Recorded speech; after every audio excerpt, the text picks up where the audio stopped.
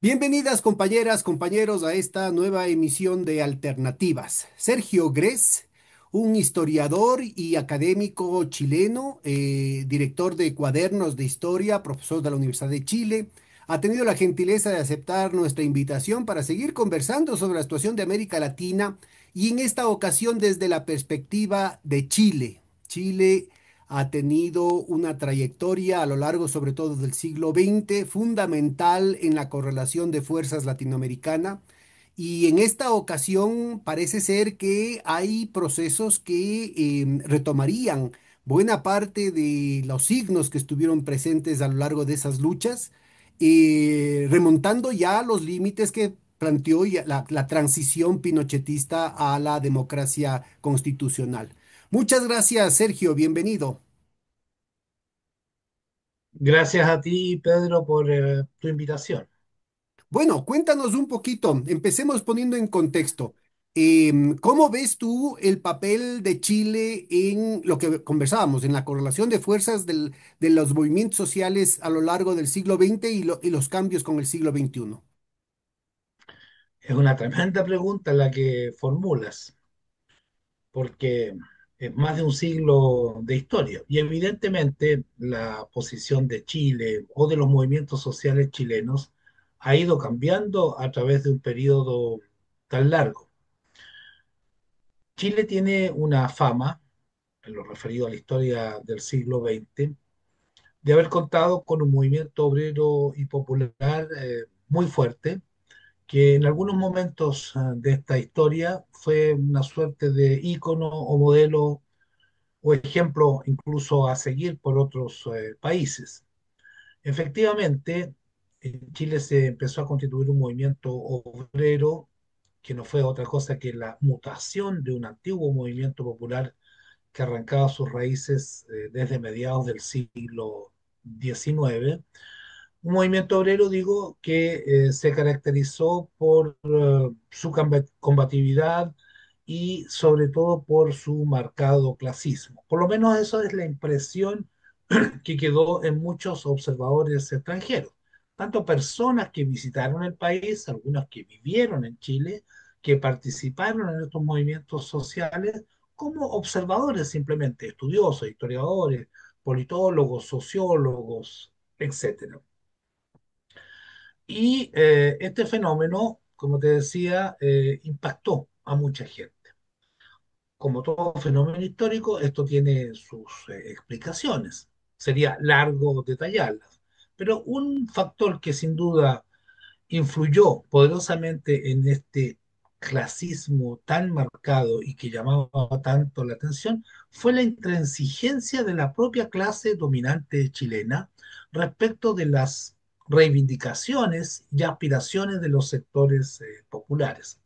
Durante largos años, y estoy hablando de las últimas décadas del siglo XIX, y a lo menos la primera y tal vez un poco también la segunda década del siglo XX, estos sectores se negaron, estos sectores dominantes de la oligarquía, esta suerte de oligarquía burguesa que se constituye durante la segunda mitad del siglo XIX, negaron la existencia de la cuestión social.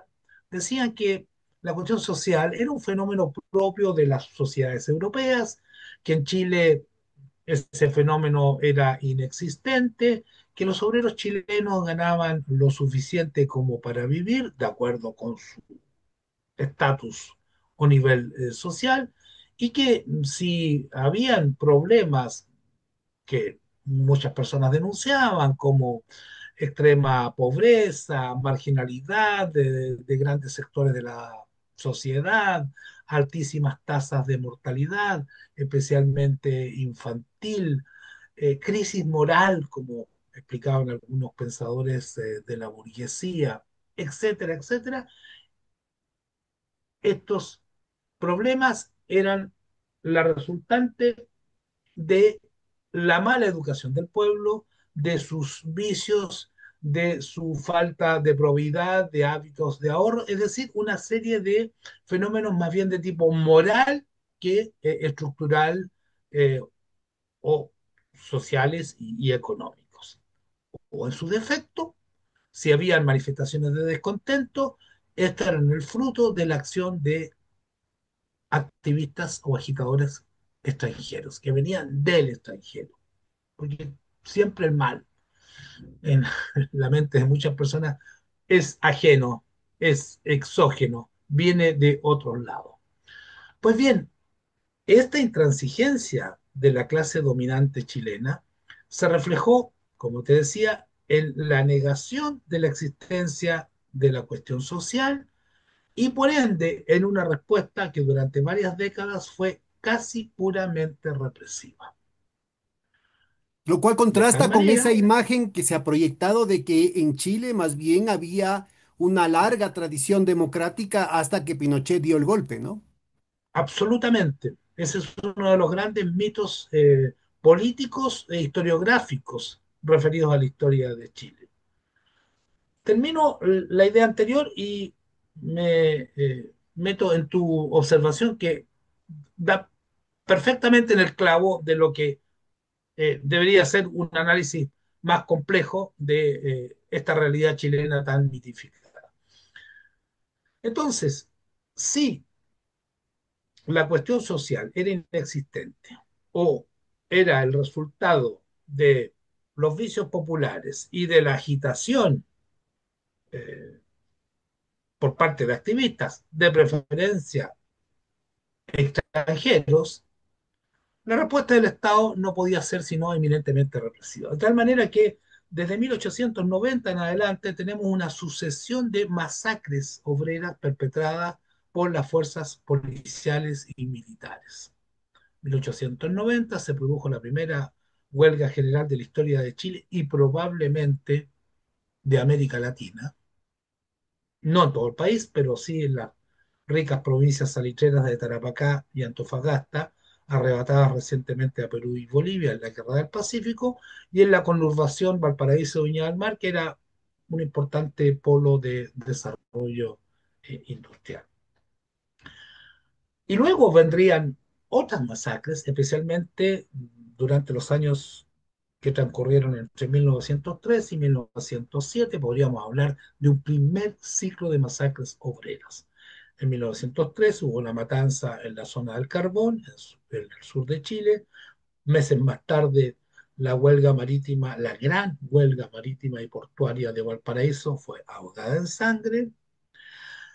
Un par de años después, la así llamada huelga de la carne, que era un movimiento de los sectores populares de distintas ciudades del país, pero especialmente en Santiago, contra el encarecimiento de este producto como resultado de un impuesto que los diputados y senadores querían colocarle a la importación de ganado argentino, lo que favorecería a los latifundistas chilenos, pero encarecería el consumo de este producto en los hogares populares, derivó en una sonada popular que fue ahogada en sangre con 200 muertos en la capital del país.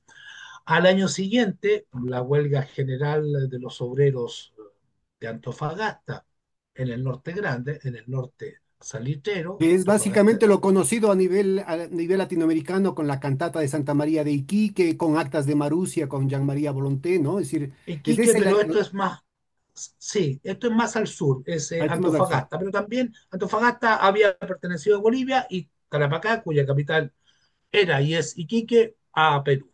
Pero era todo el norte salitrero. También fue aplastada sangrientamente. Se calcula que hubo unos 200 muertos, una cifra tremenda, en Antofagasta en febrero de 1906 y esto culmina este primer ciclo el 21 de diciembre de 1907 con esta terrible matanza de trabajadores en la Escuela Santa María de Iquique, que ha sido inmortalizada por la famosa cantata de Santa María de Iquique, interpretada por Quilapayún. Y posteriormente habrían otras con el correr del tiempo. Pues bien, esta reacción, este tipo de comportamiento de la clase dominante fue un factor poderosísimo en la conformación de ese marcado clasismo de la clase trabajadora chilena, puesto que durante mucho tiempo los sectores dirigentes no le hicieron mayores concesiones al movimiento obrero, Discúlpame, generando una red. una inquietud en esto. Es decir, ¿Sí? la guerra civil de 1891 y la derrota y el suicidio de Balmaceda abrieron las puertas para este proceso represivo de manera particular, ¿o crees que Balmaceda era la misma cosa? No, ese proceso represivo ya venía. Durante Balmaceda hubo fenómenos represivos muy grandes. La huelga general de julio de 1890 es en pleno gobierno de Balmaceda. Y hubo represión en la Pampa Salitrera, pero no solo en la Pampa Salitrera, uno podría decir en la Pampa Salitrera, me refiero al desierto de Atacama, alejado de los escenarios urbanos principales, las Fuerzas Armadas y policiales podían perpetrar matanzas a su gusto sin mayor repercusiones. Pero resulta que en Valparaíso, en la segunda quincena de julio de 1890, según un parte confidencial, dice, de la Comandancia General de Armas que encontré hace ya muchos años en el Archivo Histórico Nacional de Santiago, hubo 100 muertos. Lo dicen los propios militares. 100 muertos en Valparaíso. Y al año siguiente, ya en el contexto de la guerra civil, las tropas del ejército, del sector mayoritario del ejército que se permaneció fiel a Balmaceda, perpetraron otra masacre de algunas decenas de muertos probablemente en la oficina Ramírez. Cuando digo oficina me refiero a las explotaciones salitreras. Ese era el nombre que recibían en Chile, las oficinas salitreras. En la oficina Ramírez en la provincia de Tarapacá, de tal manera que este no era un fenómeno nuevo, ¿ya? Correspondía a una reacción casi instintiva de la clase dominante, cualesquiera fuese la fracción de ella que estuviese eh, manejando las riendas del poder o del gobierno en este caso. Pero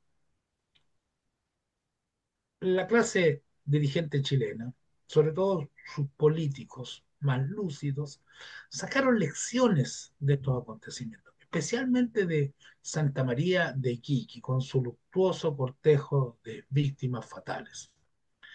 Y empezaron a entender, nos estamos situando en torno al primer centenario de la independencia, que corresponde al de Ecuador también y al de muchos países sudamericanos o latinoamericanos, incluyo hasta México en esto. Es decir, 1910, ¿cierto? Aniversario centenario, no de la independencia realmente, sino que de las primeras juntas nacionales de gobierno. Tengo entendido que en Ecuador también fue en septiembre, o cerca por ahí.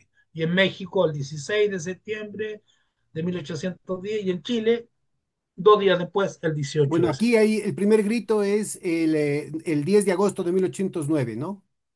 Correcto, ya, pero la Junta es de 1810, si entiendo bien, la Junta de Gobierno. No, luego hay una guerrilla entre 1812 y 1816, que prácticamente es sofocado a sangre y fuego en todo el país y solamente se retoma ya con la intervención de los ejércitos bolivarianos a partir de 1820, que es la independencia de Guayaquil, y luego 1822, que es la batalla de Pichincha, con la que se sella la Bueno, independencia del Ecuador.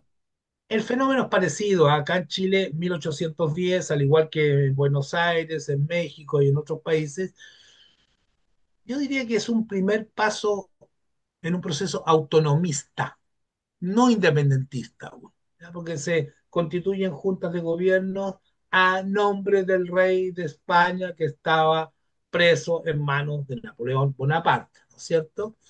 Y estas juntas proclaman su supuesta fidelidad al monarca español y luego viene la reacción española, o realista más bien dicho, que se traduce en el caso de Chile en un periodo de reconquista española entre 1814 y 1817. Luego viene la invasión, entre comillas, del Ejército Libertador de los Andes, chileno-argentino, comandado por San Martín, y el proceso continúa hasta que se proclama Sí, hay muchos efectivamente la paralelos, ¿no? Sí. independencia. Sí.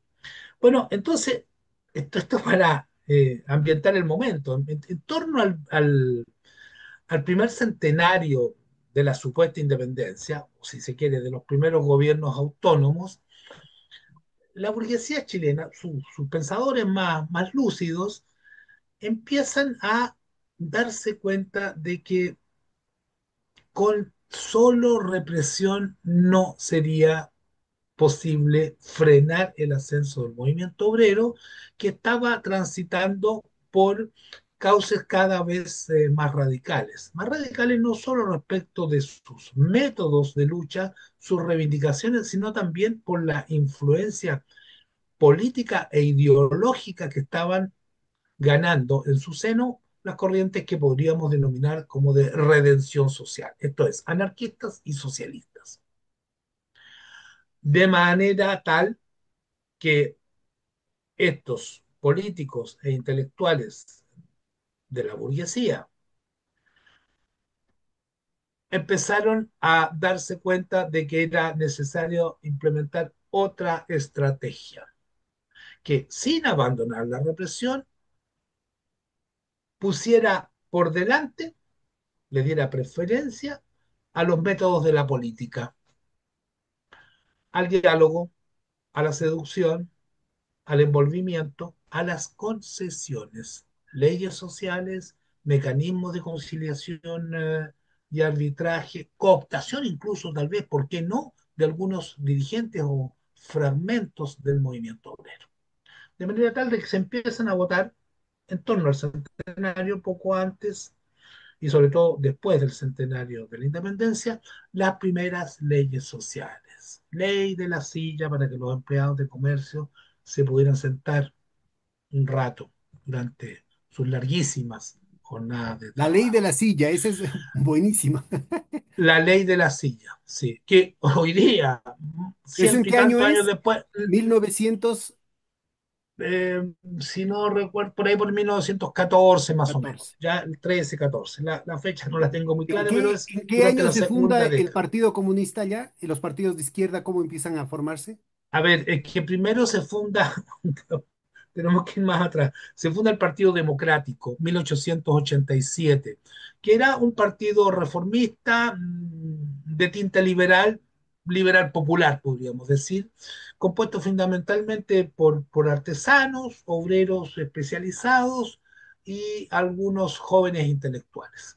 Esos jóvenes intelectuales en su mayoría venían del ala izquierda del Partido Radical, que era el partido de la burguesía laico, come curas, come frailes, ¿ya? Masón, El ala más, ¿sí? masón. Había muchos, no necesariamente todos eran masones, pero en el Partido Radical había muchos masones. ¿Ya? Bueno, el sector de izquierda de ese partido rompe en 1887 con el Partido Radical y se une con una gran cantidad de activistas del movimiento popular. Más que un movimiento obrero en esa época podemos hablar de movimiento popular, es decir, dirigentes mutualistas, artesanos, tipógrafos, esto es, obreros calificados con cierta especialización. Y ese fue el primer partido popular de la historia de Chile, que tenía un sesgo reformista, liberal muy avanzado, proclamaba la emancipación política, económica y social del pueblo de Chile y era partidario de reformas para transformar el elitista sistema político liberal en un sistema efectivamente democrático. Mira, En este este es un partido tema para hicieron nuestra sus audiencia, primeras, Sergio. Este es un tema muy importante porque hubieron unos canales clandestinos de provisión de armas para la revolución liberal radical de don Eloy Alfaro.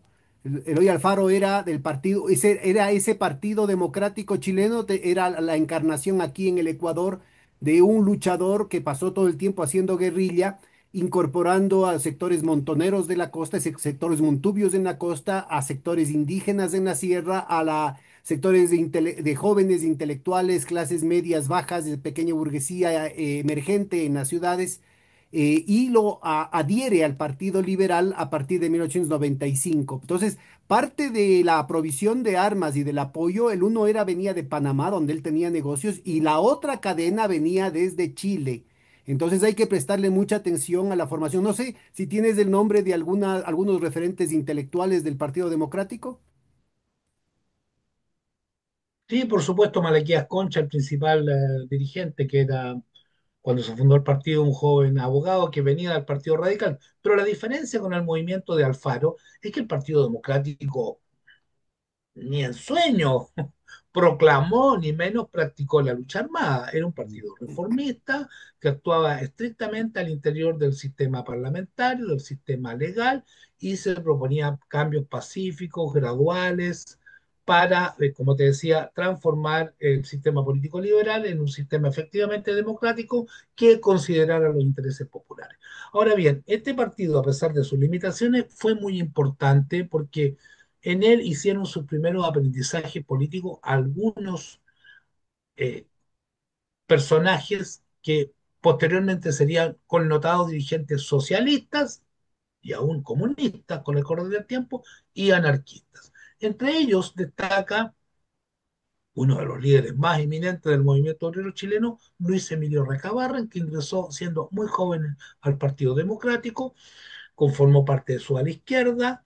En 1912 rompió con el Partido Democrático porque el partido estaba realmente muy corrompido, muy corrupto, y formó el Partido Obrero Socialista de Chile, que se vinculó, así sea de manera laxa, con la Segunda Internacional o Internacional Socialista. Pero este Partido Obrero Socialista de Chile, 1912, fue sufriendo un proceso de transformación, de evolución, de radicalización política y poco a poco, especialmente a partir de la Revolución Rusa de 1917, de las dos revoluciones, especialmente la bolchevique, eh, fue asumiendo buena parte del bagaje teórico, político que venía de la Rusia de los soviets, se fue transformando, radicalizando, eh, haciendo suyas estas ideas que coincidían con la práctica del partido, puesto que este partido,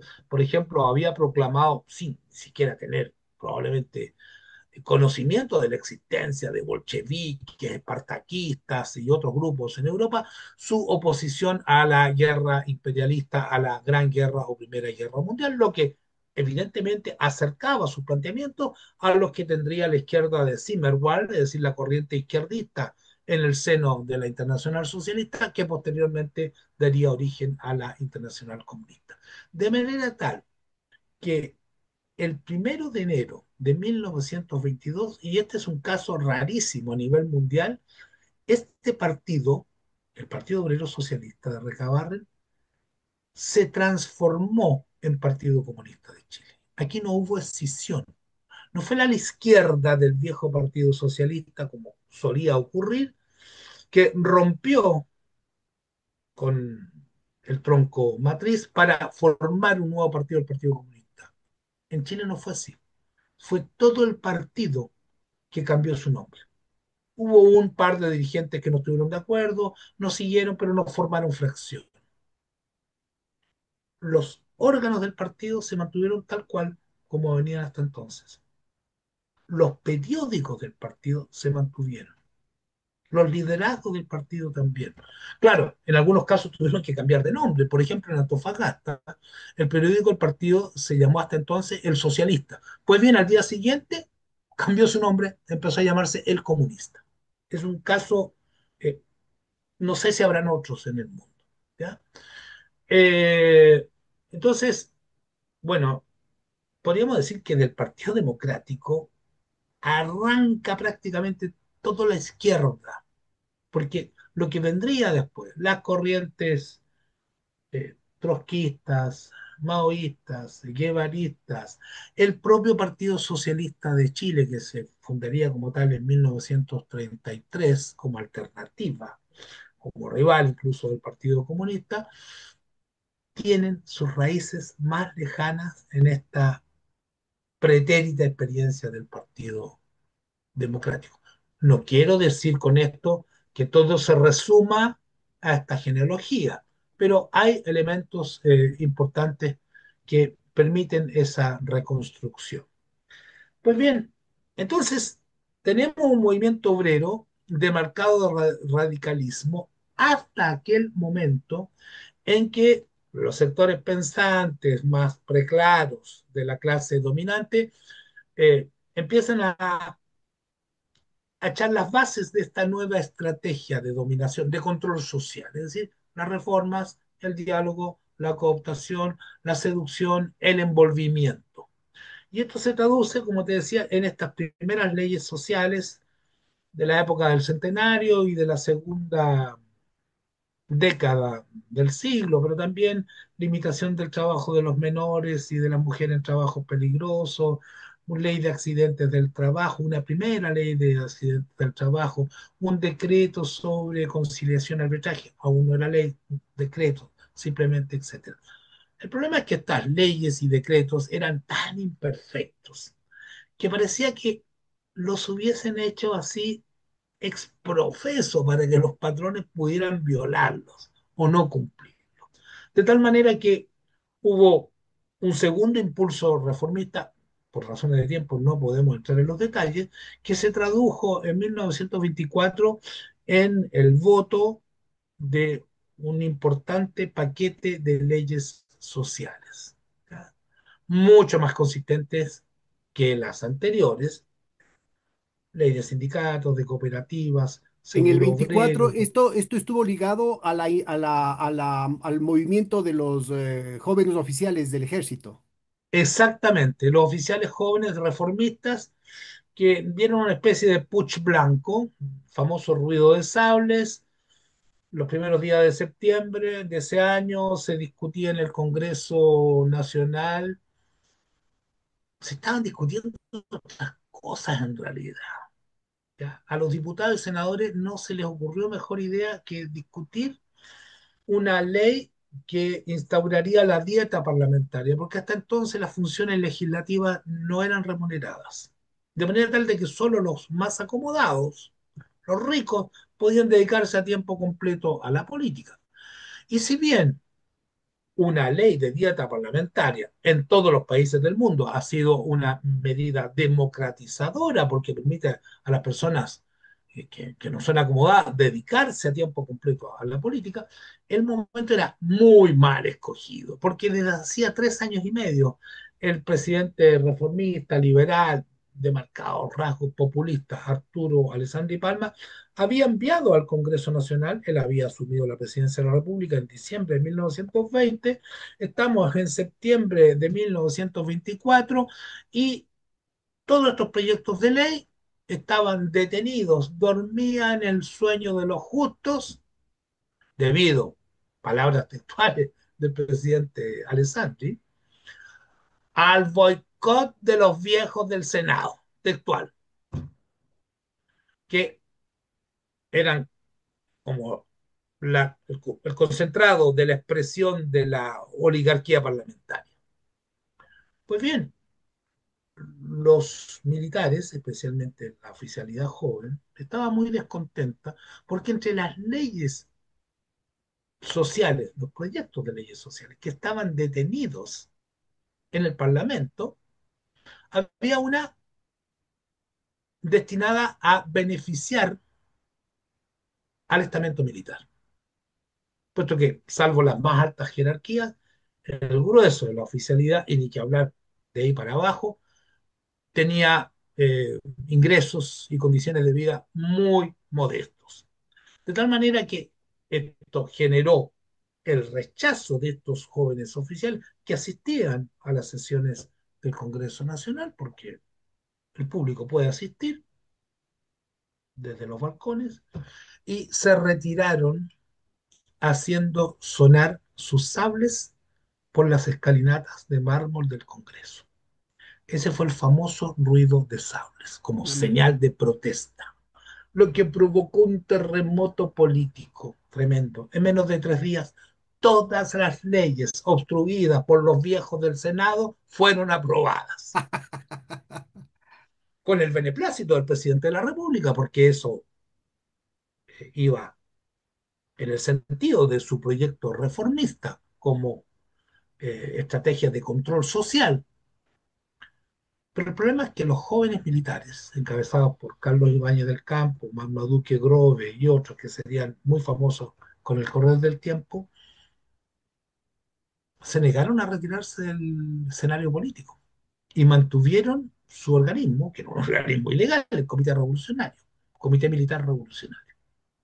De tal manera que Alessandri, sintiéndose atropellado por esta irrupción de la juventud militar, ese era el concepto que se acuñó en la época,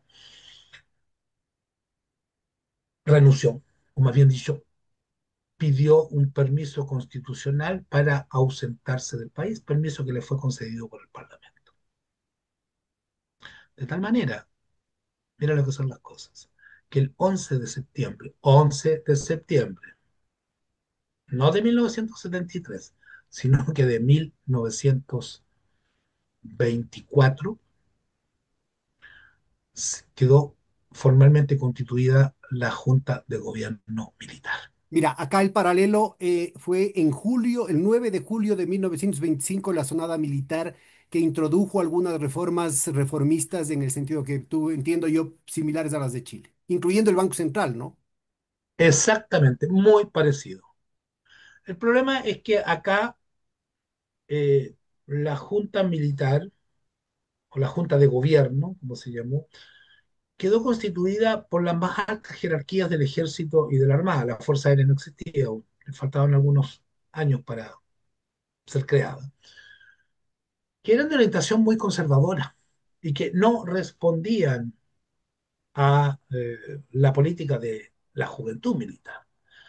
Y esta junta de gobierno se inclinó cada vez más, utilizando un concepto fácilmente entendible, más hacia la derecha, hacia la vieja oligarquía parlamentaria y la oligarquía social, evidentemente, de tal manera que generó mucho descontento, incluso en el estamento militar joven, de tal manera que el 23 de enero de 1925 los jóvenes le dieron un nuevo golpe militar a, a sus, a sus jefes, a la más alta jerarquía, desplazándolos y llamando a una convocatoria a Asamblea Constituyente, a que Alessandri volviera al país a terminar su periodo presidencial, le faltaba casi un año, poco menos, para el término de su mandato y se abrió un nuevo proceso de tipo reformista,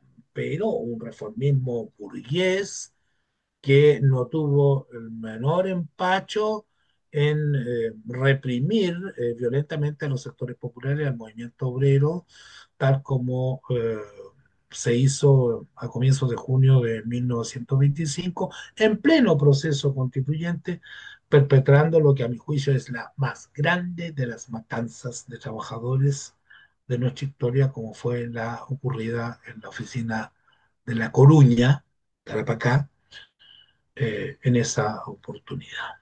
Pero resumiendo, porque no podemos contar toda la historia de Chile del siglo XX, eh, el movimiento obrero y popular, como en cualquier parte del mundo, pasa por distintas fases, distintos momentos, distintas características. A partir de 1924-25, este bienio reformista, no exento de represiones violentas, eh, este movimiento obrero va a ser enmarcado, encasillado, conducido de grado y de fuerza por los nuevos marcos que la burguesía reformista, el nuevo corsé, podríamos decir, que la burguesía reformista militar y civil quería colocarle. Esto es concesiones, leyes sociales, pero a condición de que las reivindicaciones y las organizaciones populares desarrollaran sus aspiraciones al interior de los estrictos marcos, a veces muy estrechos, fijados por la ley. De tal manera que en un periodo de 10 años más o menos, con muchos avatares, con una dictadura civil y militar de rasgo populista, como sería el primer gobierno de Ibáñez entre 1927 y 1931, con feroces persecuciones a comunistas, anarquistas y a otros sectores que manifestaron alguna forma de oposición, digo, a través de un proceso histórico de a lo menos 10 años, el sistema político y los gobernantes de la época, destacando el rol de Ibáñez en este sentido, obligaron prácticamente al movimiento obrero a transitar de lo que nuestra historiografía ha denominado como el paso del sindicalismo libre al sindicalismo legal. Esto es un primer momento que data de los últimos años del siglo XIX y hasta 1925-35, en que el movimiento obrero expresaba sus reivindicaciones, sus anhelos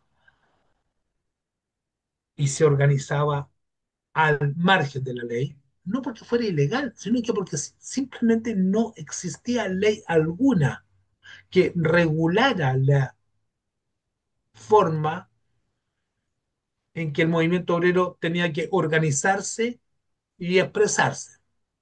Por eso sindicalismo libre. Los sindicatos se organizaban como querían, sin marco legal alguno. Las huelgas se desarrollaban espontáneamente, sin cumplir determinados pasos o requisitos normados por la ley. Y esta fue la fase del sindicalismo libre. A una nueva fase consistente en un sindicalismo fuertemente normado por el Estado, que establecía requisitos, condiciones, plazos, por ejemplo, para el desarrollo de un movimiento huelguístico. No era cuestión ya de irse a la huelga de un día para otro. La legislación exigía y exige hasta el día de hoy estos pasos previos. La presentación de un pliego de peticiones a la patronal dentro de tales plazos, negociaciones, conversaciones, si no hay acuerdo, una junta de conciliación compuesta por representantes obreros, patronales y estatales. Si esta junta de reconciliación no da sus frutos, o este tribunal de conciliación no da sus frutos, la huelga se desarrolla, pero para ponerle término interviene otro organismo, en caso de no haber acuerdo, un tribunal de arbitraje, también compuesto de manera tripartita, etcétera, etcétera. Ahora, Los discúlpame, solamente sindicatos, por cuestiones de tiempo, Sergio, vamos ubicando estas transformaciones institucionales del movimiento obrero. Tienen también su correlato con la fundación del Partido Socialista en 1933 por gente como Salvador Allende, ¿no? ¿Qué tanto esto implicaba una propuesta de institucionalizar el movimiento social para competir con el Partido Socialista y cómo se reflejó eso en las décadas siguientes? a eso voy. Eh, Hubo por parte de segmentos del movimiento obrero, sobre todo los grupos, corrientes que sufrían más directamente la influencia de los anarquistas y del Partido Comunista, durante varios años una fuerte resistencia a estos cambios. Más fuerte e intransigente por parte de los anarquistas, los comunistas un poco más dúctiles, estaban dispuestos a ciertas concesiones, pero hay que tener en cuenta que buena parte de este proceso se realiza bajo condiciones impuestas por una dictadura, la de Ibáñez, entre 1927 y 31, en que estos grupos y corrientes eran ferozmente perseguidos, eran torturados, eran mandados a relegación en islas lejanas, como la de Juan Fernández, o Rapa Nui, Isla de Pascua, o eran exiliados, sus movimientos estaban prohibidos, etcétera, etcétera. ¿Ya? Pero después de la caída de Ibáñez, vino un proceso de gran inestabilidad política, una efímera República Socialista de 12 días y como bien dices, al año siguiente, en abril del 33, fundación del Partido Socialista, en la cual interviene Allende, pero no fue una de las personalidades más importantes en la fundación porque Allende era muy joven aún, había nacido en 1908. Eh, y claro, el Partido Sin embargo, a Socialista los pocos surge. años ya es ministro de Salud, ¿no? Sí, a fines de los años 30, ¿sí? En el gobierno de Pedro Aguirre Cerda, del Frente Popular. Aguirre Cerda siendo militante del Partido Radical.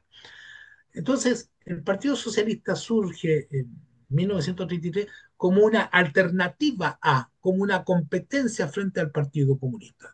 Y el Partido Socialista, a pesar de que tenía proclamaciones revolucionarias muy radicales en algunos aspectos, fue más dúctil y desde el comienzo se allanó a la idea del sindicalismo legal. Sindicalismo legal que venía en un constante aumento y correlativamente se estaba produciendo una crisis del sindicalismo autónomo, de este sindicalismo por la libre, por una serie de factores que tienen que ver con el peso del Estado, la dictadura de Ibáñez, la persecución a los así llamados sindicatos libres, y esto se va a concatenar con una serie de fenómenos incluso de política internacional. El cambio de la política del internacional comunista, no hay tiempo para detallarlo, pero ¿qué pasa de la llamada política de clase contra clase que imperó entre 1928 y 1934, que era una política muy sectaria, aislacionista, muy izquierdista, podríamos decir, en muchos aspectos, y que, tal como lo indica su nombre, clase contra clase, era una especie de solos contra el mundo, alianza con ningún sector reformista, porque los socialistas eran considerados en otros países, no en Chile, como socialfascistas, según el lenguaje del internacional de aquellos años. Y claro, el Partido Socialista nace, el chileno, nace a fines de ese periodo en que los comunistas manifiestan una fuerte animosidad respecto de el naciente Partido Socialista y de otras corrientes reformistas. Pero esto va a tener un cambio brusco hacia 1935, cuando la Internacional Comunista, ante la evidencia del fracaso de esta política, y el mejor ejemplo es Alemania, ¿no es cierto? El ascenso de De Hitler al Hitler. poder sin que se haya constituido ni siquiera un frente puramente defensivo de alianza entre comunistas y socialistas, que eran mayoritarios en el Parlamento, se hubieran juntado sus votos y que además tenían formaciones de combate que podían haber hecho frente conjuntamente, no de manera separada, a las tropas de asalto del partido nazi. Pero bueno, ante el fracaso de esta política internacional, da un giro en 180 grados, planteando la política de amplia unidad antifascista, incluso con sectores burgueses, denominada como política de frentes populares. Y eso indujo, obligó al Partido Comunista de Chile, presionado por la Internacional Comunista, a abandonar la política de clase contra clase que la misma Internacional le había impuesto en los años anteriores, provocando incluso la división del partido. De manera tal de que ahora el partido se allanó a una amplia unidad política que en el plano social de las organizaciones sociales se expresó en la posibilidad de ingresar a los sindicatos legales y abandonar la idea del sindicalismo libre, que tenía visos románticos, pero que a esas alturas eh, había muy poca Oye, posibilidad de que se discúlpame, en los años concretara. 30 había también una rama del sindicalismo católico, Lo hubo desde los años 20, desde los ¿ya? años Y que 20. no era menor.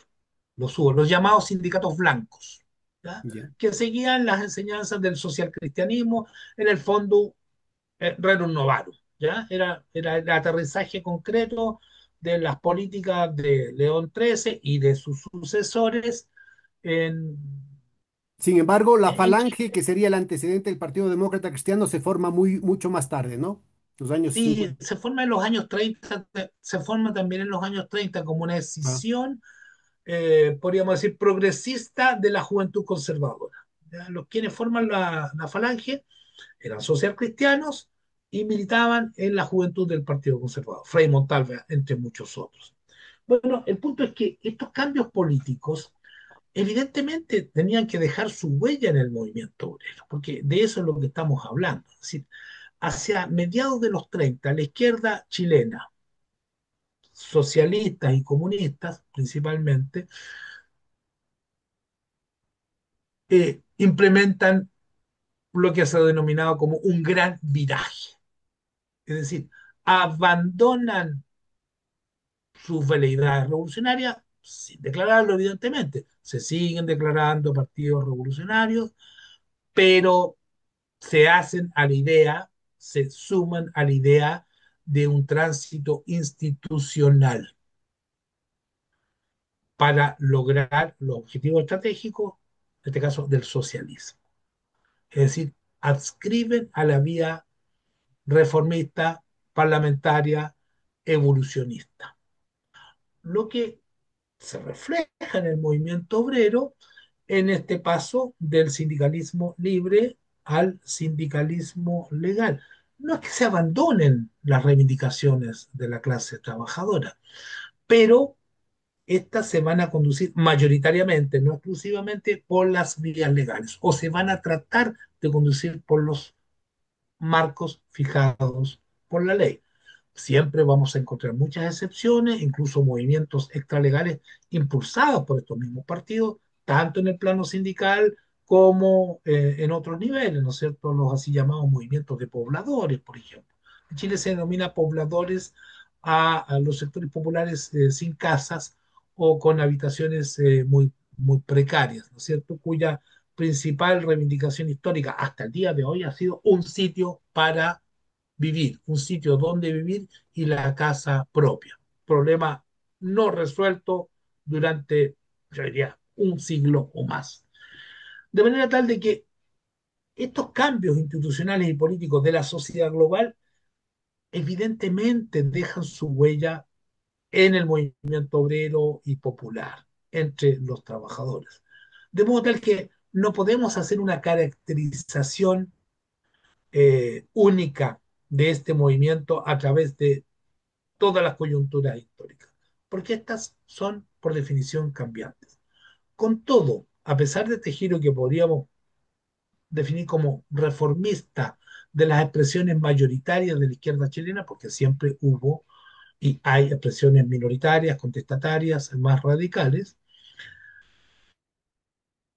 obrero y popular fue acumulando fuerza social y política y podríamos decir que el pic de esta acumulación se produjo hacia fines de los años 60, de la década de 1960 y comienzos de la década de 1970, cuando esto se tradujo en términos políticos en el triunfo de Salvador Allende a las elecciones presidenciales de A ver, pero yo creo que es 1970, que era importante destacar que ese triunfo no viene de la nada. Es decir, la izquierda en distintas expresiones venía teniendo importantísimos resultados electorales una vez que se lograron hacer algunas reformas democráticas, incluyendo el hecho de que el Partido Comunista estuvo ilegalizado, creo que es entre el 48 y el 58, ¿no? exactamente. Eh, Es perfecto lo que tú dices. Pero no solamente una acumulación electoral, que fue como tú dices, sino también una acumulación en términos de fuerza social, ¿ya? Porque no siempre hay una correlación directa entre la acumulación en el plano social, sindical, o en otro tipo de organizaciones con los resultados electorales. Aquí, en algún momento, empezaron a marchar más o menos de la mano. Pero yo pondría el énfasis en la acumulación de fuerza social, es Y decir, un cuando hablas del movimiento tema obrero. institucional, de nuevo yo te preguntaría, ¿cuál fue el papel de la iglesia en en esta transformación, digamos, de la correlación de fuerzas cultural, social? ¿Cuál fue el papel de las Fuerzas Armadas? Fue el papel de la academia? Son muchos los temas, no sé si vamos a alcanzar. Eh, la Iglesia Católica sufre también transformaciones en un sentido reformista. Históricamente, durante el siglo XIX y las primeras décadas, sobre todo las dos primeras décadas, tal vez la tercera también del siglo XX, la Iglesia Nacional, la Iglesia Católica chilena, estuvo estrechamente unida al Partido Conservador. Era como quien dice su brazo secular. ¿Ya? Eh, el Partido Conservador era como el partido clerical prácticamente. Era la expresión política de la Iglesia Católica. Pero con Rerum Novarum empezaron a producirse algunas transformaciones muy lentas, casi imperceptibles en un primer momento, porque tal vez no las hubo realmente. La Iglesia Católica chilena le hizo una especie de saludo a la bandera, como decimos acá, a Renovaron, la publicó, la lavó, pero no hizo nada en términos prácticos durante bastante tiempo, o muy poco. Y el Partido Conservador menos aún. pero en el seno de este partido se empezó a generar una corriente social cristiana, conservadora por supuesto, pero social cristiana. Juan Enrique Concha fue eh, el máximo exponente intelectual de esta corriente y que fue el autor de un frondoso proyecto de leyes sociales presentado por el Partido Conservador en 1919 ante el Parlamento, lo que indica que se estaba produciendo una evolución. Y poco tiempo después empezaría la Iglesia a propiciar la formación de sindicatos católicos, los así llamados sindicatos blancos, de tal manera que al interior del Partido Conservador empezó a ganar apoyo, fuerza, esta corriente de tipo social cristiana, que se traduciría, como bien indicas, años más tarde, estamos hablando de la década de 1930, en la formación de la falange nacional, que no tiene nada que ver con la falange española, que era fascista, ¿no es cierto? La de Primo de Rivera, encabezada por Frei Montalva y otros, que enarbolaban los principios del socialcristianismo, es decir, de un reformismo social y político destinado en última instancia a preservar el capitalismo, evidentemente, pero tomando en consideración algunas necesidades y reivindicaciones de los sectores populares. Es decir, se produce en la Iglesia Católica y, y en la representación política que era la suya, una mutación, una metamorfosis en un sentido reformista, a tal punto que con el correr del tiempo, décadas más tarde, ya no sería el partido Conservador. conservador el sector político o la representación política con la que más se identificaría extraoficialmente, evidentemente, la Iglesia Católica, sino con el naciente Partido Demócrata Cristiano de fines de la década Tal de vez de los más influyentes de toda 1950, América que era el Latina, ¿no? resultado de la convergencia. Perdón, no te escuché bien, Un ¿sí? partido demócrata cristiano que se convierte en un puntal, digamos, de referencia para toda América Latina, ¿no? Y sí, probablemente el más fuerte, ¿no es cierto? Y que tuvo el gobierno por primera vez entre 1964 y 1970, y luego lo tendría las dos administraciones inmediatamente posteriores a la partida de Pinochet, de Patricio Aylwin y Eduardo Frei Ruiz Tagle, hijo de Eduardo Frei Montalvo. Entonces, hay una evolución, podríamos decir, parecida a la que sufre el sistema político, la casta política, de posiciones muy conservadoras, intransigentemente conservadoras a veces, a posiciones reformistas. Y eso ocurre tanto en el plano de la política institucional como en el plano de instituciones como es el caso de la Iglesia Católica, todo lo cual deja también sus huellas en el movimiento obrero y popular, porque este no transita su historia por un carril separado, absolutamente divorciado del resto de la sociedad y de sus instituciones. Todas interactúan, las distintas corrientes políticas burguesas o populares intentan incidir en los sectores sociales subordinados y logran influencia. Y la prueba de ello es la existencia de una corriente sindicalista católica y de la gran influencia política en lo social y en lo electoral que adquiere muy rápidamente este Nobel Partido Demócrata Cristiano fundado a fines de los años 50, Ahora, es al punto en que los años 60 apenas. tiene un papel muy importante la cuestión de la reforma agraria, ¿no? Que además es una ola en toda América Latina. Una reforma agraria que también fue impulsado por la Alianza para el Progreso de parte de los Estados Unidos y todo eso, pero que también tuvo una participación la Iglesia. Pero de ahí del Partido Demócrata Cristiano, que habían fundado la Falange Nacional, gente como Schoenzoll, ¿no? Que después pasará a ser parte de la izquierda, digamos, cristiana en sentido amplio y en el gobierno de Allende y en la resistencia a la dictadura, ¿no? Así fue efectivamente.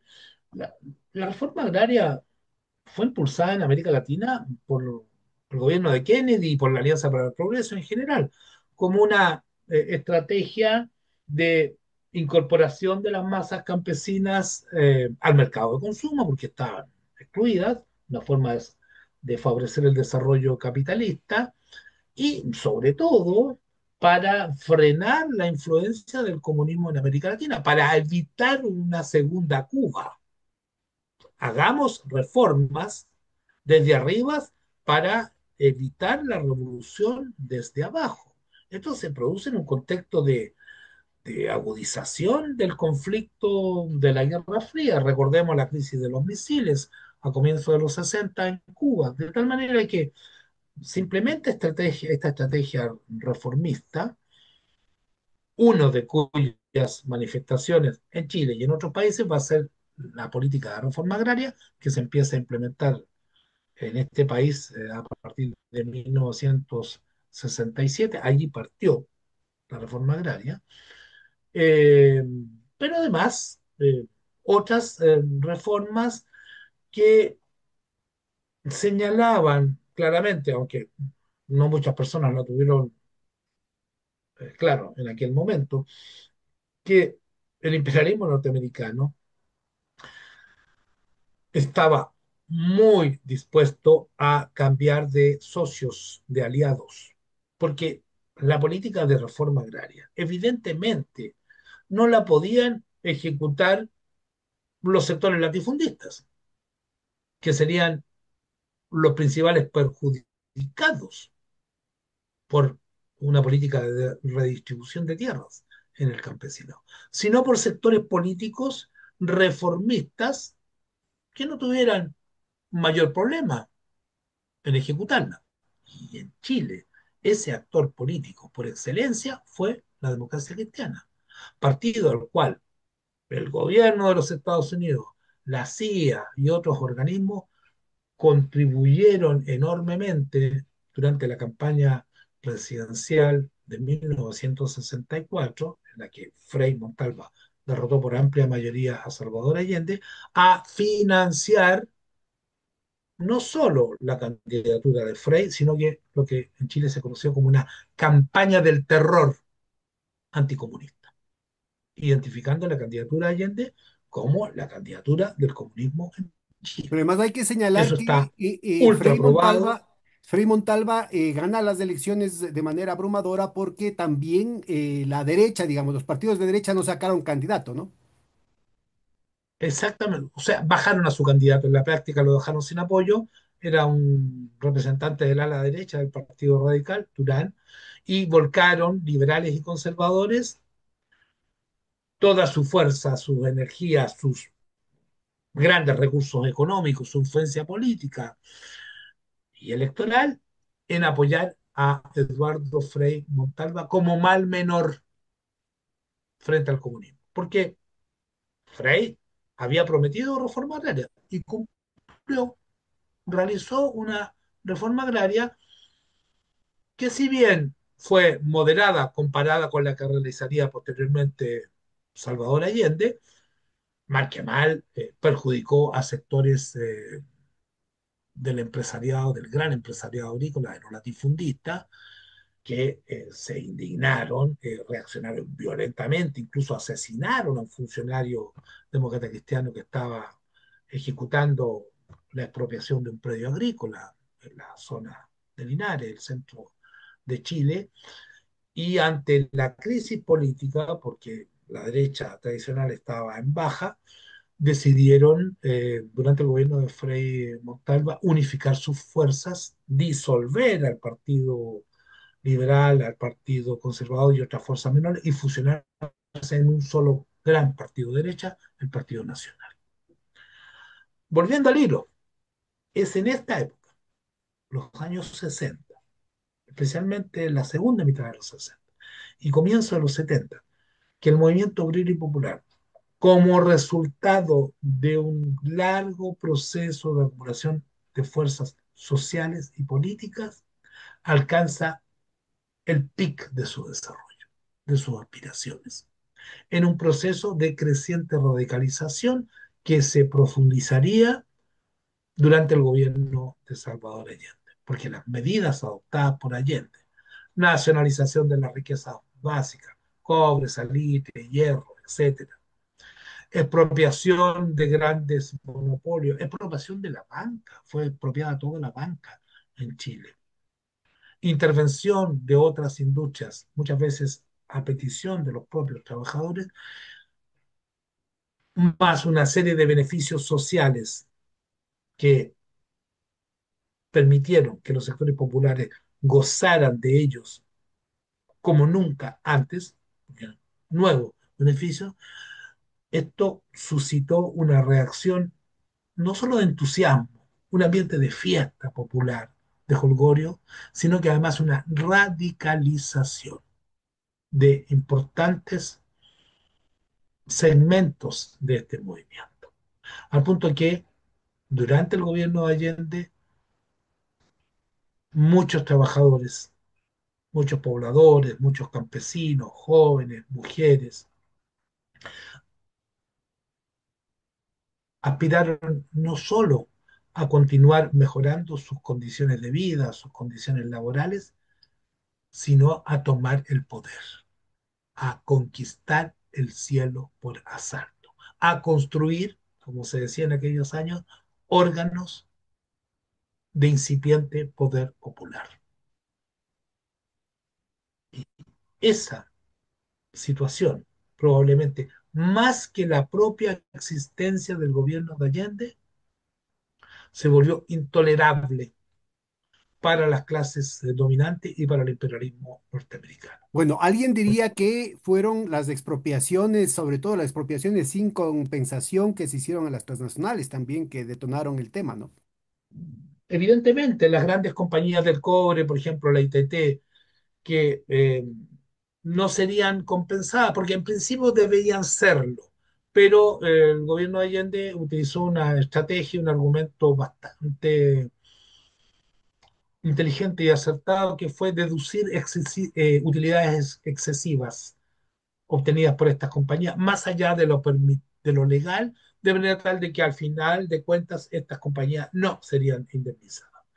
Y claramente esto generó una reacción violenta de estas grandes transnacionales, pero además de su representante político, el gobierno de los Estados Unidos, aunque respecto de la reacción oficial del gobierno yanqui, hay que señalar de que este no esperó las medidas adoptadas por el gobierno de Allende para tratar de derribarlo o derrojarlo, sino que desde el primer momento, desde su elección el 4 de septiembre de 1970, se confabuló a través del Departamento de Estado, de los organismos de inteligencia como la CIA y otras agencias, y del propio gobierno, ¿ya? Del gobierno de Nixon y de Kissinger, que era el, el cerebro de la política internacional, primero para impedir que Allende llegara al gobierno. Porque, de acuerdo con la constitución de la época, transcurrían 2 meses entre el momento de la elección y la toma del cargo. Con el detalle de que si el candidato o vencedor en las elecciones, Allende en este caso, no había obtenido la mayoría absoluta, casi nadie la obtenía, era muy raro. Frey la obtuvo, ¿no es cierto? Allende sacó 36%. Debía ser el Congreso pleno, Cámara de Diputados y Cámara de Senadores reunidas conjuntamente, quien debía definir el ganador de la elección, que teóricamente podría haber sido el segundo. Esto es el conservador Jorge Alessandri Rodríguez, hijo de Arturo Alessandri Palma, el famoso presidente de los años 20 y también de los años 30. De manera tal de que el gobierno norteamericano, en estrecha concomitancia con los sectores más duros de la derecha chilena, hizo todo lo posible para que Allende no fuera confirmado en su elección en el Congreso. Incluso asesinaron al comandante de las Fuerzas Armadas, ¿no? Sí, del ejército, René Schneider, Del a ejército. fines de octubre. Pero antes intentaron una maniobra política, un gambito, como se llamó acá, eh, consistente en que el Congreso Pleno, contando con los votos no solo de la derecha, sino teóricamente de la democracia cristiana, proclamara como vencedor o como nuevo presidente de la República a quien había llegado en segundo lugar, lo que era constitucionalmente aceptable, pero políticamente inviable, porque eso hubiera desatado una tormenta de protestas populares, no solo por parte de la izquierda, sino que incluso por parte del electorado popular de la democracia cristiana, cuyo candidato Tommy ya había salido tercero en esas elecciones, que se habían volcado por la opción Allende una vez que este había eh, salido triunfador en las urnas. Como esa maniobra implicaba que luego de la nominación de Alessandri como nuevo jefe de Estado, este renunciaría para dar paso a una nueva elección en la que se presentaría el ya salido presidente Frei Montalva de la Democracia Cristiana. No sé si se sigue el juego, ¿ya? Claro. La trama esta, porque la Constitución prohibía la reelección inmediata de un presidente. No podía estar pero iba a mediar un periodo de, no sé, de pocas semanas o a lo sumo de pocos meses en que el presidente nominado por el Congreso sería Alessandri. Este renunciaría, habría una nueva elección y el ex presidente Frey a esas alturas se presentaría. Por razones que sería largo de explicar, esta maniobra política no prosperó. Una parte de la democracia cristiana importante no estuvo dispuesta a hacer este juego espurio. Frey Montalva sí estaba dispuesto a hacerlo, de manera tal de que habría un segundo mandato suyo a muy poco andar. Se produjo la tentativa, al parecer, eso dijeron, de secuestro del comandante en jefe del ejército, Ronald Schneider, que era constitucionalista, no era un tipo progresista ni de izquierda, pero estaba dispuesto a respetar eh, el veredicto de las urnas y lo que se acordara constitucionalmente, que fue asesinado por un comando de extrema derecha, financiado por la CIA, en concomitancia con la CIA y con sectores del ejército chileno, algunos generales en retiro, como fue Vio, que había dado un cuartelazo fracasado durante el gobierno de Frey, y ¿Y se logró este, ubicar también generales en servicio activo que participaron en el asesinato de Schneider? no se logró probar. ¿Ah? Los hubo bajo cuerda en su momento. ¿Ya? Pero en ese momento inmediatamente no se logró probar, por lo menos judicialmente, ¿no? Aunque con el correr del tiempo sabríamos. El punto es que abortó esa maniobra y Allende llegó al gobierno. Pero lo que quiero señalar es que el gobierno de los Estados Unidos no esperó las medidas de Allende. Se las jugó al 100% para impedir su llegada al gobierno antes de que éste adoptara la más leve decisión. Y en la medida en que fueron evolucionando los hechos, se produjo esta radicalización, esta creciente polarización de la sociedad chilena durante el gobierno de Allende y el paso de más y más sectores políticos a estrategias abiertamente golpistas, la derecha en su conjunto, podríamos decir que lo fue prácticamente desde el inicio, pero importantes sectores de la democracia cristiana que se sumaron a la derecha y que constituyeron una alianza política, la Confederación Democrática formal, para presentar presentarse a las distintas elecciones, esta radicalización por parte del sector más conservador de la sociedad chilena se entroncó fácilmente con la decisión norteamericana de poner fin a esta experiencia, lo que en gran medida explica el golpe de Estado de septiembre de 1973. Se justificaba de alguna manera la confianza que había en ciertos sectores de la izquierda, no solamente chilena, sino latinoamericana, de que había un sector institucionalista dentro de las Fuerzas Armadas, o ese periodo que en realidad era tan corto desde el 58 pues hasta el 73, estamos hablando de 15 años. En realidad era un paréntesis relativamente corto en una trayectoria marcada por mucha represión, inclusive durante el gobierno de Frei hubieron episodios de represión, como el que se dio en Puerto Montt, ¿no? Entonces, en el que participó el propio Pinochet.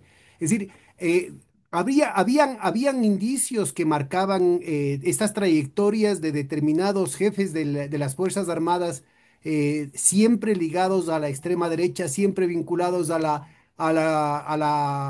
poderes externos, a los Estados Unidos, y siempre, sobre todo, vinculados al orden y la represión. Las Fuerzas Armadas en Chile, como cualquier país, responden de manera global, general, a determinados intereses de clase, que son los de la clase dominante. Independientemente de las inflexiones en un sentido o en otro que adopten en algún momento de la historia, independientemente de las convicciones más o menos democráticas, más o menos autoritarias que tengan algunos de sus jefes. Me parece que ese es el marco general. Las Fuerzas Armadas en Chile siempre han sido Fuerzas Armadas de la burguesía al servicio de las clases dominantes. Y eso está reflejado a lo largo de la historia en la perpetración de numerosas masacres obreras y populares, de indígenas, de campesinos, de trabajadores, etcétera. Las Fuerzas Armadas y policiales. Con todo, estas Fuerzas Armadas también son el eco de su tiempo y de la política dominante. La sociedad chilena se encamina en un sentido de creciente reformismo político estatal desde mediados de la década de 1920. Y las Fuerzas Armadas y policiales siguen más o menos esa evolución. Hubo algunas tentativas de complot militares, el famoso Ariostazo durante el gobierno de Pedro Aguirre Cerda, la línea recta durante el segundo gobierno de Ibáñez en los años 50, pero la línea dominante era esa. Es decir, grosso modo, un acatamiento y un funcionamiento dentro de los marcos legales, de respeto a la Constitución y a las leyes. Lo que no era obstáculo para que fueran el instrumento de las represiones más brutales, incluso durante el periodo de mayor florecimiento de las libertades democráticas en Chile, que muy acertadamente sitúas entre 1958 y 1973. ¿Por qué? Porque en 1958 se eliminó, se abrogó la ley de defensa permanente de la democracia, que era la que había tenido fuera de los marcos legales al Partido Comunista y a sus militantes entre 1948 y 1958. Y además, porque el año 58, esto justo antes de que Ibáñez termine su segundo periodo, que no fue dictatorial, fue democrático, elegido democráticamente en 1952, se votó la ley de cédula única electoral. ¿Qué significa eso, Héctor? Para la gente que no maneja el lenguaje político chileno. Cédula única electoral es el boletín de voto, la papeleta de voto impresa por el Estado. Porque hasta 1958 cada partido político, cada candidato imprimía y repartía sus propias papeletas electorales, sus propios votos. De manera tal de que Tú ibas a la urna con el voto ya marcado, lo que facilitaba enormemente el cohecho, la compra de votos, porque un ciudadano podía ir al comando electoral de un determinado candidato o partido. En ese comando le pasaban un voto ya marcado y el día de la elección, ese ciudadano que había sido cohechado iba al lugar de votación acompañado por un agente político del partido que le había comprado el voto para cerciorarse de que en sus vestimentas no llevara otro voto, sino el ya marcado previamente. Pues bien, en 1958 se eliminó esta práctica nefasta mediante la instauración legal de la cédula única electoral. Es decir, en 1958 se terminó el cohecho en Chile. Ya, y desde Y las entonces elecciones, Allende desde venía este punto de teniendo vista, unas votaciones muy masivas, ¿no? Más del 30% siempre. mucho más que en la actualidad, pero desde este punto de vista las elecciones pasaron a ser elecciones mucho más limpias, lo que no impedía campañas como la campaña del terror de 1964, pero por lo menos no había compra directa de votos. De tal manera que si tú sumas abrogación de la ley de defensa permanente de la democracia, la así llamada ley maldita, más cédula única electoral, el periodo entre el 58 y el 73, grosso modo 15 años más o menos, fue el único periodo de la historia de Chile en que el sistema político se acercó a lo que universalmente es considerado o son considerados los estándares mínimos de una democracia liberal, porque nunca antes la tuvo. Y ahí se nos está cayendo el mito, ¿ah? De Chile como ejemplo de democracia, desarrollo pacífico, institucional. ¿Pero de qué desarrollo pacífico hablamos? En el siglo XIX hubo 5 guerras civiles, incluyendo las de la independencia, que tuvieron verdadero carácter de guerra civil. Si el voto era censitario, ¿ya? Si desde mediados de los 70 si bien se pasó a una suerte de voto universal masculino, las mujeres seguían estando excluidas, el requisito de alfabetismo dejaba excluido a gran parte de la población, a la mayoría de la población. ¿De qué democracia ejemplar estamos hablando si, además de las masacres de trabajadores, hemos tenido distintos momentos dictatoriales en el siglo XX? Ibáñez, 27 al 31, eh, Pinochet del 73 hasta 1990, sin contar otros momentos en que formalmente había un sistema democrático liberal, pero los gobiernos de turno se tomaban todo tipo de libertades con la constitución, con las leyes, atropellaban derechos, perpetraban masacres, realizaban persecuciones, es decir, eh, el sistema operaba por las vías de facto más que por las vías legales.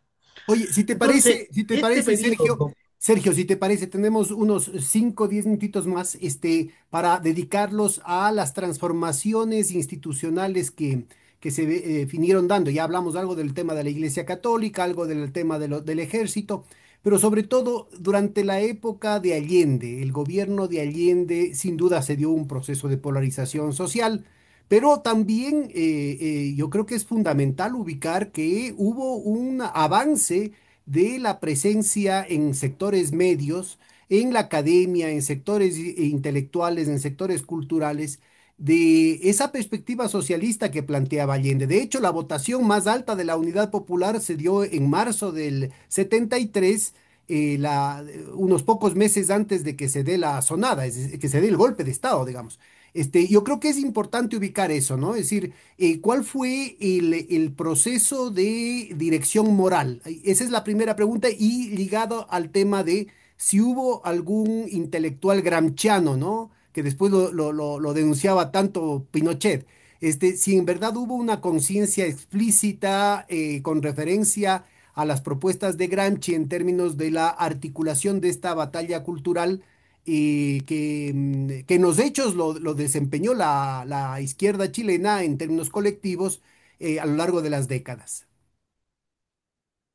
Bien, voy a tratar de unir tus tremendas preguntas con algo que tú mencionaste y que Y por respecto a cierto, lo cual Sergio, no alcancé queda a comentar. implícito que quedas comprometido para una segunda sesión, porque nos dejas, como decimos acá en el Ecuador de manera muy maleducada, nos dejas con la bata alzada, pues decir, tenemos que discutir qué es lo que pasó durante la dictadura y cuál ha sido la lucha del pueblo chileno No, después de la dictadura. ¿Te parece?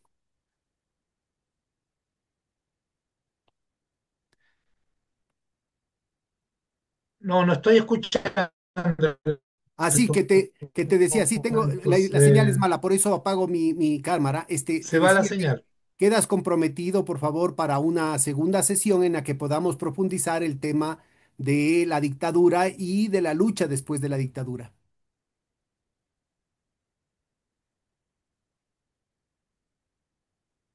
Bueno, ¿Sí a ves? ver, voy a tratar de unir varias cosas, algunas que quedaron pendientes. Si bien el periodo 1958-1973 fue efectivamente el más democrático de la historia de Chile, el único en que nuestro sistema político se aproxima a los estándares que universalmente son considerados como los mínimos de una democracia liberal, produjeran matanzas y represiones muy fuertes del movimiento obrero y popular. Por ejemplo, en 1962, pocos meses después de realizado el Mundial de Fútbol en Chile, se perpetró por parte de la Fuerza Aérea principalmente, durante el gobierno del conservador Jorge Alessandri Rodríguez, una matanza importante de pobladores acá en Santiago, en la población José María Caro. Y durante el gobierno reformista de Frei Montalva hubo varias masacres, no solamente la que mencionaste de Puerto Montt, sino que en 1966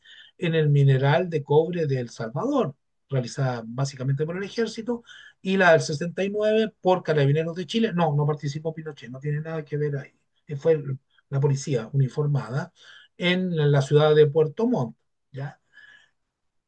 Con todo, durante los años 60 principalmente hubo un florecimiento de los movimientos sociales, de la cultura de izquierda y un ascenso gradual de las posiciones de izquierda, que, como te decía, tuvieron una de sus expresiones en el triunfo electoral de 1970.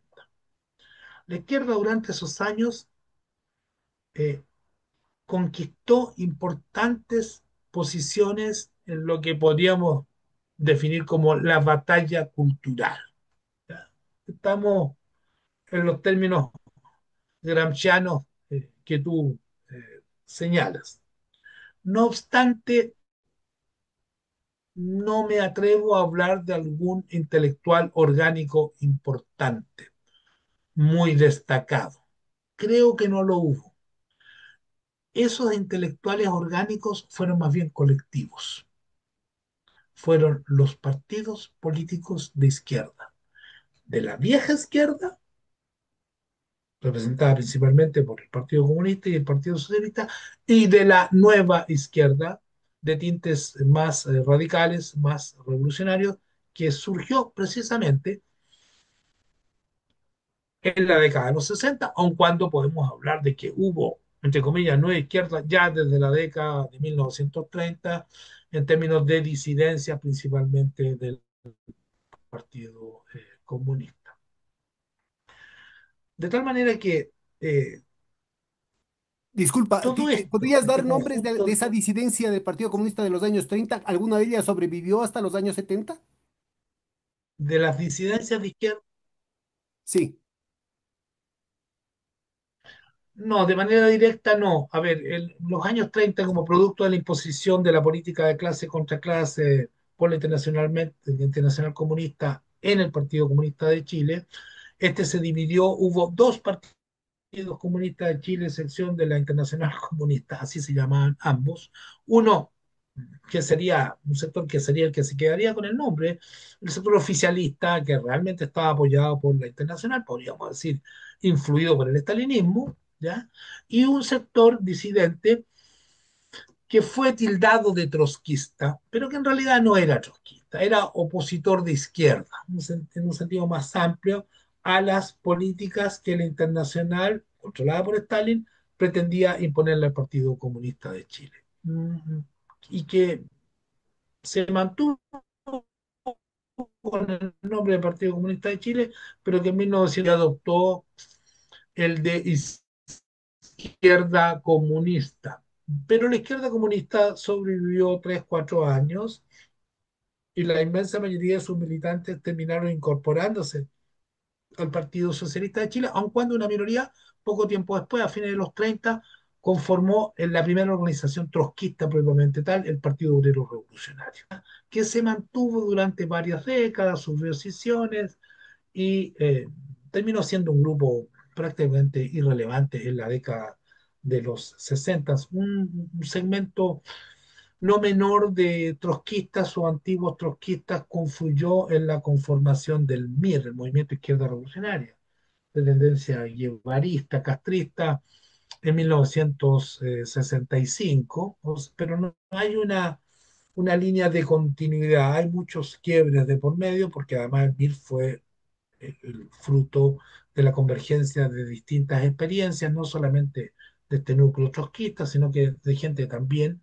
como fueron varios de sus principales dirigentes, Miguel Enrique, entre otros disidentes de la juventud socialista, o incluso algunos como Luciano Cruz que provenían de la juventud comunista. Y a este panorama hay que agregarle, si estamos ya en la misma perspectiva, los años 60, el surgimiento de una corriente maoísta que es el reflejo en Chile del gran cisma chino Pero ellos soviético. estuvieron, los maoístas sí estuvieron en franca oposición a la Unidad Popular, ¿no? Sí, la vertiente mayoritaria estuvo en una posición crítica de izquierda muy radical, lo que explica que la principal expresión del maoísmo en Chile, el Partido Comunista Revolucionario, que tenía cierta fuerza en la segunda mitad de los años 60, fue fundado en febrero de 1966 como producto de la evolución de un grupo disidente que venía del Partido Comunista, el Grupo Espartaco, entró en un periodo de decadencia ya durante el gobierno de Allende, porque adoptó precisamente esta posición muy crítica respecto de esta experiencia, en contrapunto con el MIR, que si bien también tenía una posición crítica, eh, tuvo una táctica bastante más flexible, lo que explica también el auge que el MIR, el crecimiento que tuvo el MIR durante la experiencia allendista. Ahora, ¿cómo fue hacia los sectores del centro? Me parece que era muy importante también el hecho, creo que la elección de Allende en el 70 fue el 33% de la votación y para marzo del 73 obtuvo el 47, algo así, por ciento de la votación, ¿no? Las elecciones legislativas. Sí, si mal no recuerdo, 36% del 70, eh, y en las elecciones legislativas de marzo del 73 el 44% aproximadamente, ¿ya? Más o menos. Eso Lo quiere que decir que sectores significaba, importantes, sectores medios pudieron plegar, es decir, en medio de la polarización hubo porque ya para el marzo del 73 ya hubo el boicot a la economía por parte de la oligarquía y del imperio, y había escasez, y había problemas de inflación, había movilizaciones, había todo el cerco de parte de los medios de comunicación. Entonces, me parece importante el hecho de que en esa sí, batalla cultural más que, se vaya creciendo, sí, ¿no? pero Pedro, sí, pero más que la sectores medios, yo diría que fue la sumatoria de sectores populares que probablemente estaban anteriormente bajo la influencia de la democracia cristiana, que Ah, se ya. sumaron al gobierno de Allende, porque si bien hubo sectores medios que apoyaron a Allende hasta el final, yo diría que mayoritariamente fueron opositores por el miedo a la sociedad popular, por las prédicas anticomunistas, por el contexto de la época, por las dificultades económicas, que no hay que negarla ni minimizarla. una inflación muy importante y una escasez de productos en buena medida, de productos de consumo cotidiano, ¿cierto?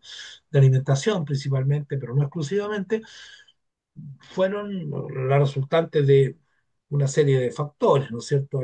La ampliación del consumo, por un lado, eh, pero también el boicot eh, de la derecha, traducido en esconder productos y la proliferación del mercado negro, lo que produjo reacciones negativas en amplios sectores de la sociedad, yo diría, no solo en sectores medios, también en algunos sectores populares. Es un panorama bien complejo, pero no hay que ocultarse ese otro lado de la Sergio, ya, si ese te otro parece, Sergio, aspecto hablamos de esto con de la más situación. Y me holgura. imagino que en Ecuador y en otros países latinoamericanos ustedes conocen muy bien esto. Ya, si te parece, hablamos con más holgura de pronto la próxima semana y ahí concordamos cuándo para que tengas la gentileza en una segunda sesión poder hablar sobre todo de la resistencia y luego de la lucha ya después de la caída de Allende, o más bien dicho, después de la caída de la dictadura de Pinochet, cómo fue los partidos que estuvieron en torno a Allende se rearticularon y retomaron la iniciativa hasta encontrar ahorita esta coyuntura de propuestas constitucionales distintas. No sé si Encantado, tienes en la unas medida últimas de palabras para nuestras cerrar esta sesión. posibilidades, en la medida de nuestras disponibilidades mutuas de agenda y de tiempo. Bueno, un gran abrazo, hombre. Muchas gracias.